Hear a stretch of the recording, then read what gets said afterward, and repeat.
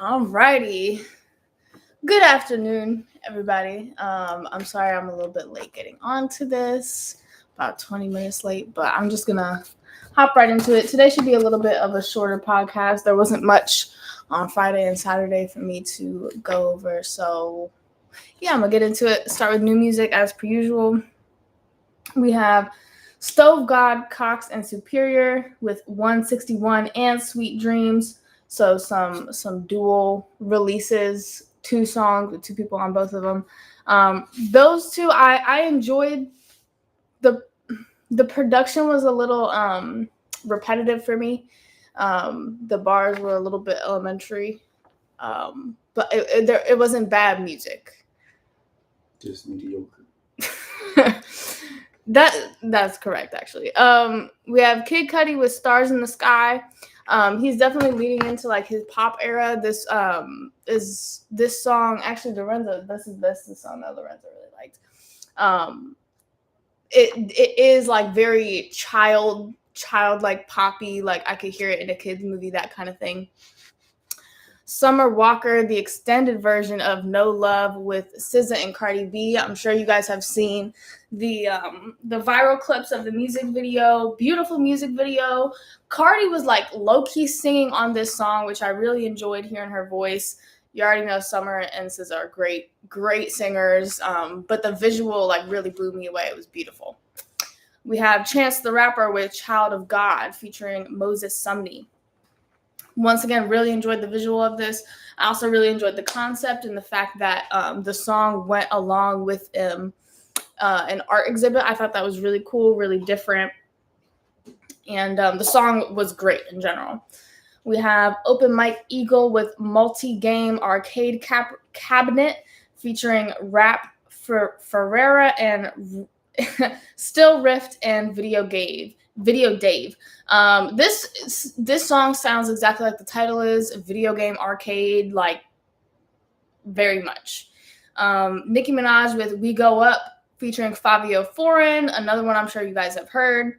Bree Runway with Somebody Like You. Bree Runway is definitely somebody to watch. Very cool girl, very different, eclectic, versatile, talented. Somebody that if you don't know who she is already, I would watch out for. Frito Bang with No Love featuring Sleepy Hollow. Fireboy DML with Playboy. And Big Crit, Wiz Khalifa, and Girl Talk with How the Story Goes. That's a great lineup there for a song. So if you haven't heard any of these tracks, I recommend that you take a listen. Let me know your guys' opinions in the comments. Some of my likes for this week.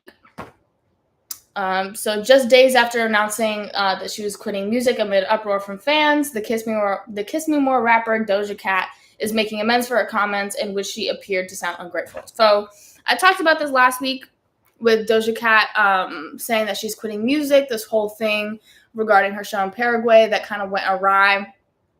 And she, in my opinion, as an artist, first of all, she's a human being. She could say whatever the fuck she wants. She was pissed off by the situation, and she made that very known. Oh, you can see, yeah, my eyes a little. But she was pissed off by the situation of fans not understanding that she could not perform her set at this show. And she went off on Twitter. She went off, and she got a lot of backlash because of the fact that she went off on Twitter. And in this rant, she also said that she was done with music. Now, she said what this is talking about specifically is she recanted her statements, and she said, you guys make me living my dreams possible. That's the basis of it, that she's living her dreams, and that she didn't mean to come across the way that she did, and that she recants her stuff, but she's still done with music. So she has contractual things that she needs to get through the humps of before she can actually be done with music, because she is signed. But if she's real about it, once those things are finished and done, we may not hear from Doja Cat for a while. And that does make me personally really sad. As I said in the last episode, she, in my opinion, is one of the best performers of our generation. to me, I mean, when I see videos of her shows, I'm not a fan of anyone. I don't know if I've said that on this podcast before, but I'm not a fan of anyone, and that's just how I am. But seeing her performance videos and her show footage makes me want to go to one of her shows because of how much you can tell that bitch, is on some Beyonce shit, as in the level of performance that she gives, the amount of practice that she gives is uncanny to a lot of people. And also the fact that she was a dancer, you know what I mean? And her being able to bring that into her performance art is a beautiful thing. And to me, it's going to be really sad if we have to see her go. But lo and behold, it's just a matter of time. We'll see what happens overall, Next up, we have a quote. So our industry has become so meshed with technology, yet we're still battling to get many of those companies to see the value of music. So I put this in because I think it is a really important conversation. And I want to start by talking about Apple Music and Spotify, right? So at the end of the day, these are technology companies. And with Apple Music, the predecessor of that was iTunes, which was a branch of a technology company. And the music industry has done so much to benefit these technology companies. But there's not always that reciprocal energy because of the fact that they're technology companies. They're not music companies. They're tech companies that have found their own value in music because they know that they can extract profits from it.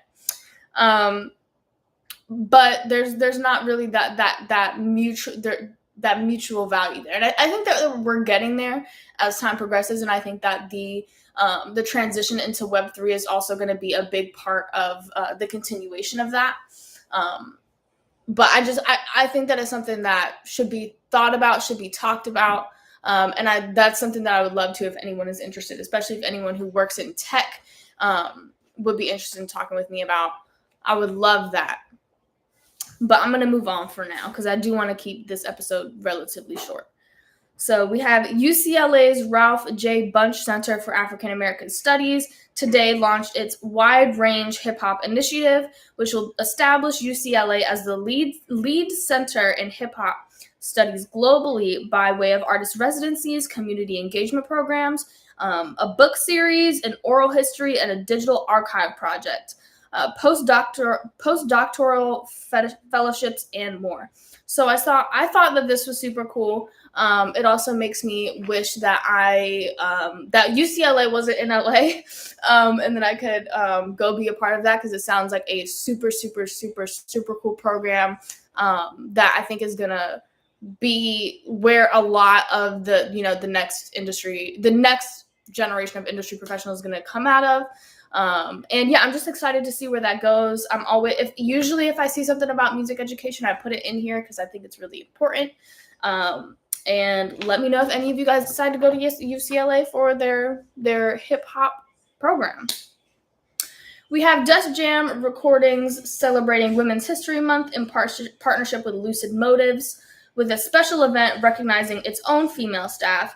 This was held March 28th in Beverly Hills, and it was called The Women of Def Jam. It brought out the iconic label's executive team, staff, VIP guests, as well as artists like Kendra J, Danny Lee, Pap Chanel, Nevaeh Jolie, Eham, and Kosh Page, who joined a Future Leaders panel moderated by Variety, specifically Variety's executive editor, Shirley Halpern. Once again, I've said this before, if it's about empowering women in the industry, I'm going to put it in. There's been a lot of reports written, a lot of opinion posts, a lot of events about Women's History Month, specifically in the music industry, and basically same old shit. Nothing has really changed. There's a lot of disparities throughout the industry, despite the calls and the action to push for that to be out. But I do think the more that we talk about it, the more that it's something that is recognized, it will be able to change. But we will see. I have a question real quick from Florencia, so I'm going to answer that. Do you think it's necessary for a starting artist to have a manager? Necessary? No, absolutely not. This has been said before. I'm not the first person to say this. You should have a manager. There's like 2 different times where you should get a manager. One, when you cannot do everything yourself anymore. So when it's too much for your life. You're at the height, you're at the point where you can't register all your music yourself. You can't handle all your bookings yourself. You can't handle coordinating photo shoots and studio time. Like it's all when you're doing so much of that becomes too much. That's the best time to get a manager, because at that point you can also probably actually pay your manager, whether that be on a retainer basis, whether you're actually making the income to pay them on a commission basis, regardless of what it is, hourly, blah, blah, blah. The second time, and this is kind of where I'm at, is when you find an artist, or you find a manager as an artist, or you happen to come in contact with one that just believes in you so much and cares for you so much that they're willing to do the work for you, period. So being, because you are like a Full Sail alumni, and just because I know you a little bit, I feel like I could expound on that. I don't think it would be bad for you to find a manager who, let's say, is a Full Sailer who wants to be in the management industry, and you guys grow together. That's never a bad thing. But to answer the question, is it necessary? No, it's not necessary. Going back to what I said, the when people usually get a manager, and the best time to get a manager is when you need the help to get everything done, kind of thing. It's always going to be good to understand what your manager is doing, to have experience in the industry that is not solely creative based. But yeah, I'm gonna leave it at that, and I'm gonna move on now. We have Sony Music Publishing partnered with the nonprofit organization Girls Make Beats to host a songwriting and composing workshop for young girls in music. This collaboration marks the launch of Sony Music Group's second annual Beyond the Instrument program, an ongoing initiative designed to develop the next generation's music industry. So if this is something that you're just now learning about, or something that interests you, I recommend you continue to do research on this program, on what's going on in general, with that specifically, because it is one of those things. It's an educational opportunity. It's open for it's open to be a part of, so definitely go check that out. Do some more research if it is something that interests you. So next we're going to move on to some industry updates. We've got AI in the industry. So some of the things that you know what I'm trying to say. Some things that AI can do and has been doing and can continue to do for the music industry. It can compose, it can engineer, it's the basis for algorithms, so that has to do with music discovery, branding, and building up your brand and image, which is branding. It can predict things. It has a lot to do with live music, so on and so forth. Next up, we have ARN's hip-hop and R&B station, The Edge, will be rebranding and relaunching as CADA, expanding its current model as a Western Sydney FM broadcaster to its new national platform. CADA will bring Australians closer to culture by serving up inclusive and exclusive, up-to-date hip-hop and R&B content across multiple touchpoints, including audio, web, and social. The multi-platform approach opens CADA's audience up to non-traditional radio advertisers. So basically, the basis of this is an Australian radio station is rebranding itself, expanding, and they're not just going to be a radio station anymore. Next, top Israeli recording artists met with the country's Minister of Culture and Sport last week to present a draft bill that would provide direct financial support to the music industry for the first time in Israeli history. As a part of Israel's music law, a budget will be dedicated to stabilizing and preserving the industry, and this is an industry in Israel that employs over 150,000 people. I thought this is really interesting, and I also think this is something that other countries should look after, especially the United States. But I just wanted to, definitely an industry update, so that's why it's in there. Can you turn it off, please? I'm sorry. There's someone in my house watching this as it's happening and it's distracting me. Next, we have Rashni Patel has joined Licked Platforms to provide video, which is a platform that provides video creators on YouTube and other different sites and things like that with access to fully licensed chart and stock music as a finance director. With previous roles held at Universal Music Group and EMI, Patel will be responsible for putting in place strategic and financial guidance to help continue Licked's growth in the industry. Alongside Patel, John Bowman will be taking on the newly created role of e-commerce director, formerly at Nintendo, where he spent 6 years as the head of e-commerce marketing. Bowman's remit includes overall management of Licked's conversion and retention strategy. That was a mouthful. Okay, I got some more questions I'm going to answer. So, for you at the top, do you recommend having a manager towards the beginning or a little bit later on? A little bit later on, 100%. That goes on to the question that I just answered earlier about management. You should learn about the industry beforehand. You should be doing work beforehand. And when that becomes too much, that's the best time to get a manager. If it's not someone who you're already who you've been working with and that you're wanting to grow together, like I said. Second one, how do you know an artist manager that reaches out to you will actually help you and not sabotage you, slow you down, or slow down your career from what you're already doing for yourself? Portfolio, references, research. Do research, and that's for not just managers, but anyone that you want to work with, you want to hire. Do research on them. Ask. When people come to me, any type of professional. I don't care if you're a videographer, a photographer, an SEO specialist. Can I see your portfolio, please? Can you give me some references of your work? Can I have some references of people that you've worked with? Oh, let me go look up your name in LinkedIn. Let me Google you real quick. That is the best way to find out. Figure out who's worked with them before and ask them questions about that person. That is the best way. In all reality, like it's gonna, experience is experience. The best way for you to find out who somebody is and what they're gonna do for you is experience 100%. But you can definitely cut a lot of bullshit out and a lot of like bumps in the road by doing adequate, research. Like I said, once again, asking for portfolios and references and stuff like that. That is the best way to kind of figure out. And also trust your gut. That's a huge thing. Trust your gut. If somebody makes you uncomfortable, if someone is like pushing too hard on you and you've already, you set boundaries and stuff like that, not the one. What if they're starting out though and they want to grow with you and they're just passionate about you as a music and artist? So once again, that is definitely like going back to like trust your gut. If you initially you're like, you know what, I don't know how I feel about this, it's maybe not the best thing. I would also say do like a test run with them. Let's say Florentia, you want to release a single, right? But you also have an album in the works. Work with them on that single. See what ideas that they have. See what the strategy would be.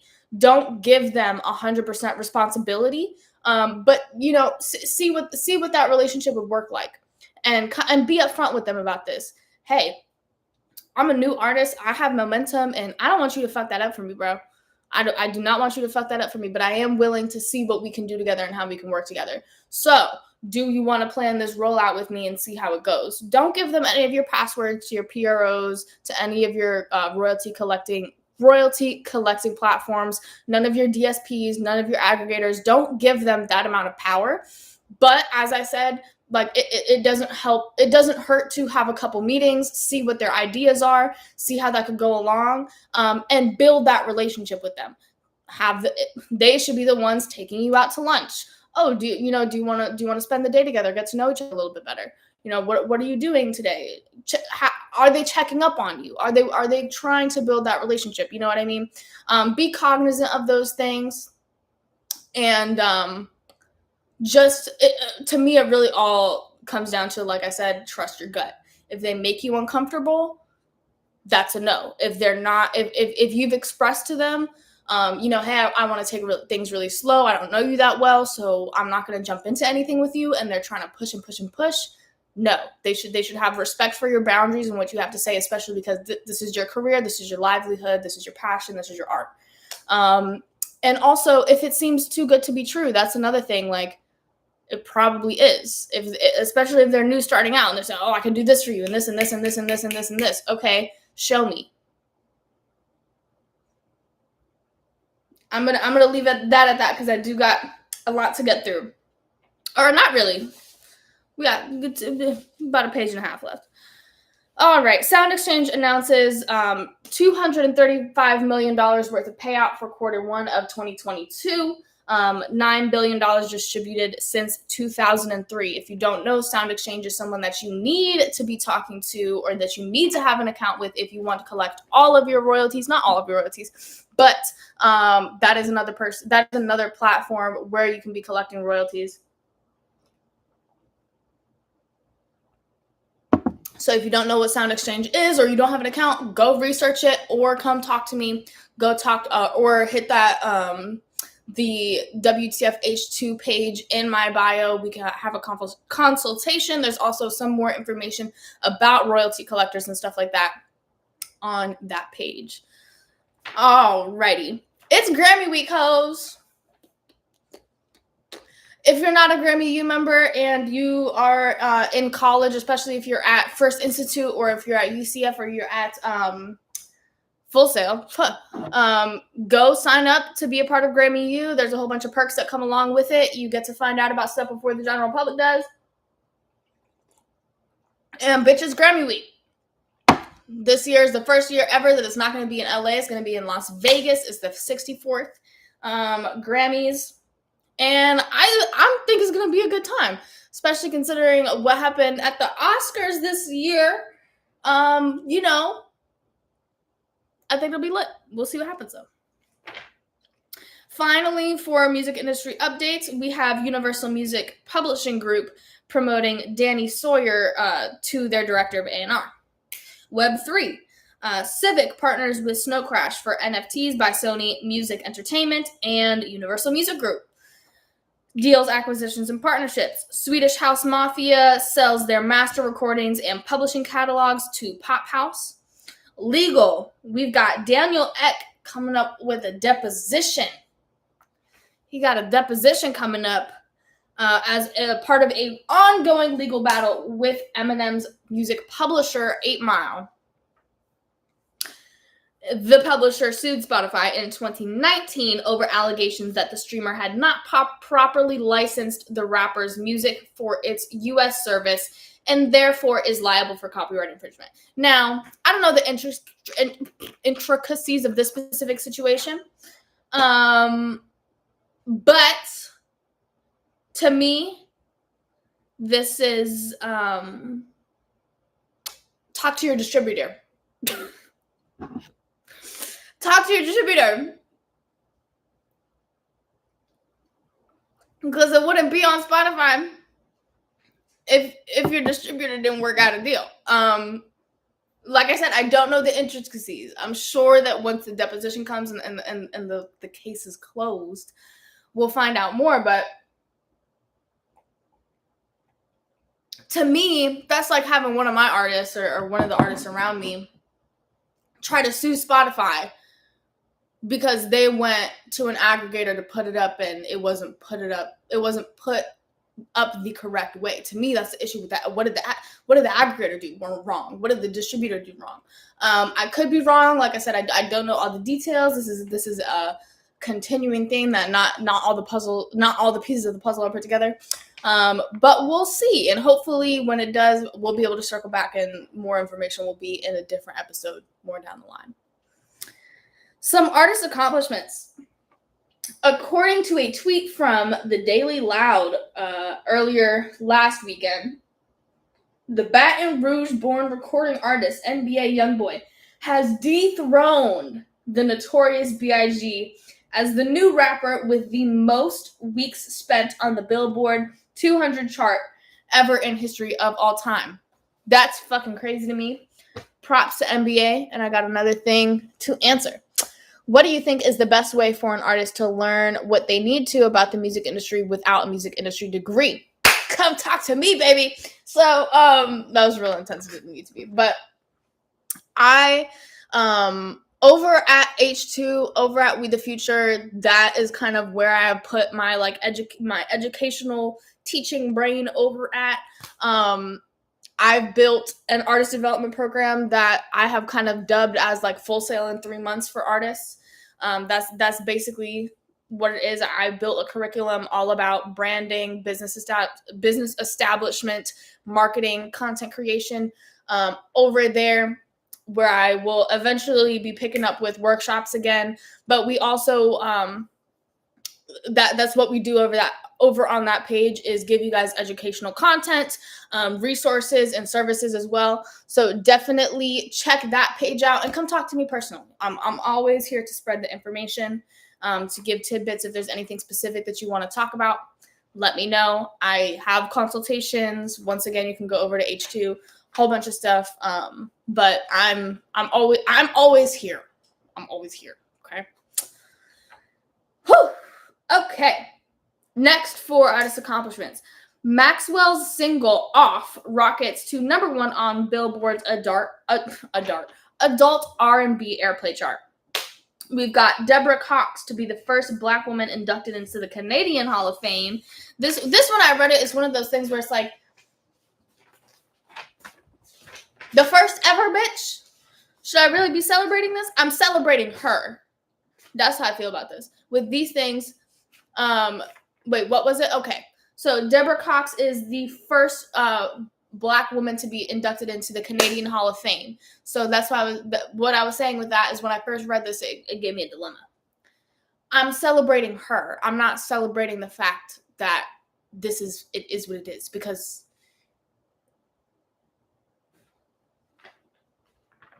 that's all I have to say about it. The first, now, that's an issue to me.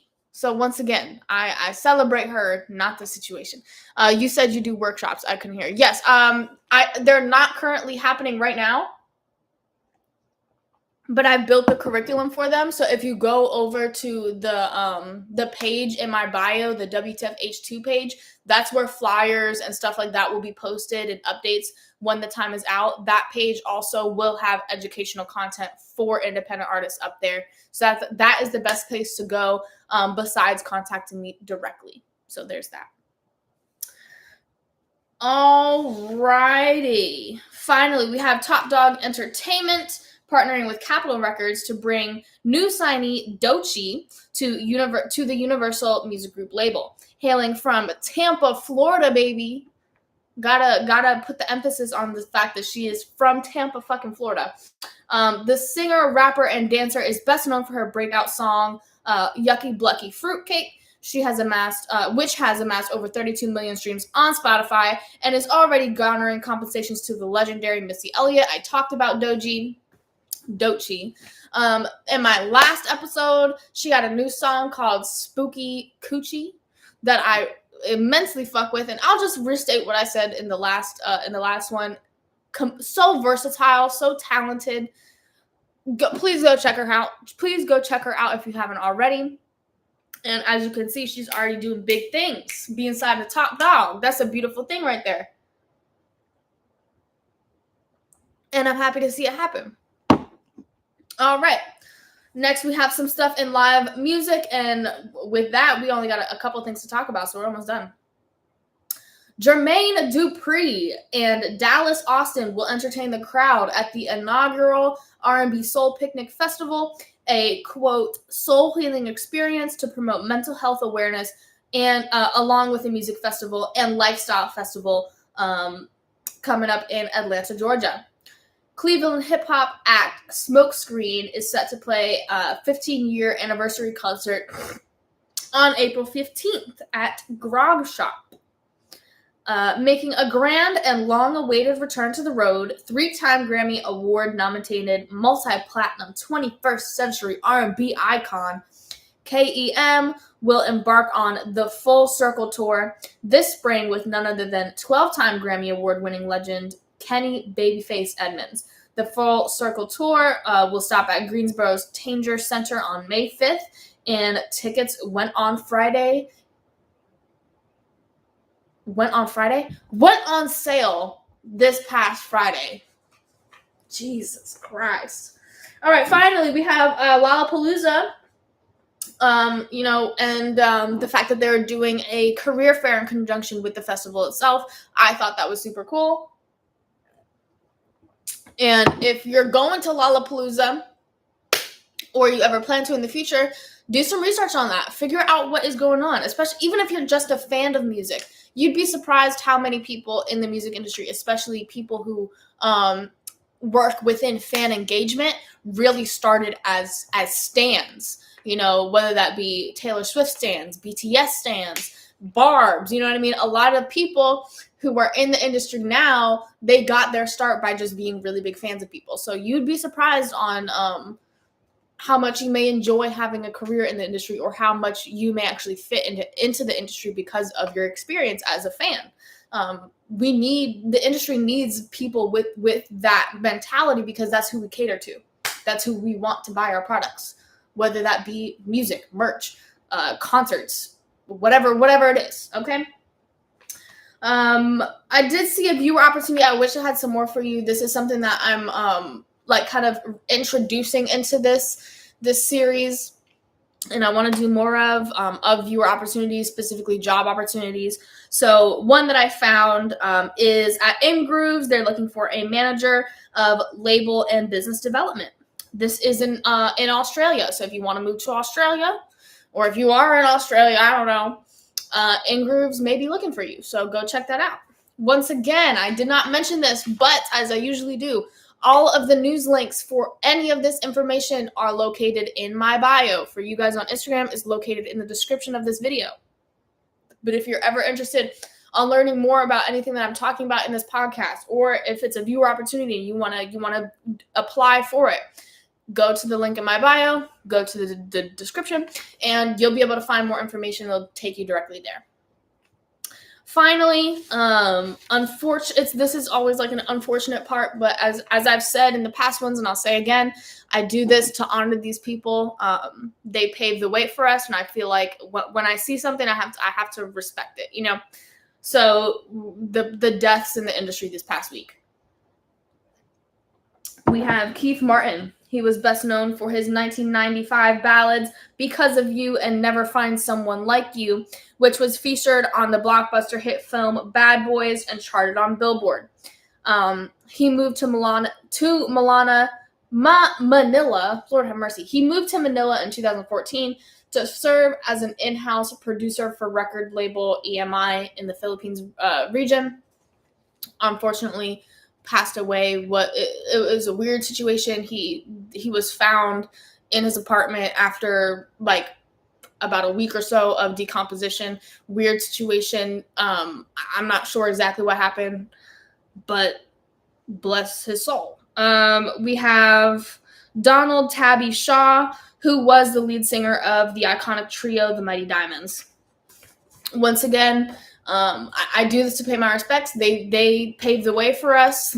And that's that. I offer my condolences, and I always feel so awkward when talking about these things. I feel like I'm too lighthearted talking about it, but like, how? Anyways, that's the episode for this week, for today. I will see you guys next Sunday. As per usual, as I've already stated, any of the information, if you want to learn more about it, is in the link in my bio. If you want me to talk about your music in the new music section, send me a DM or send me an email. My number is also in my fucking bio, so you can also send me a text message, whatever is easiest for you. Let me know. If you have a specific topic, that has to do with the music industry that you want to talk about, that's another thing. Let me know. We can talk about it. This is what I do. This is what I love. So let me know. But on that note, thank you guys for watching. I'm going to close down the YouTube first. Goodbye, YouTube. And I'm going to close you guys down now.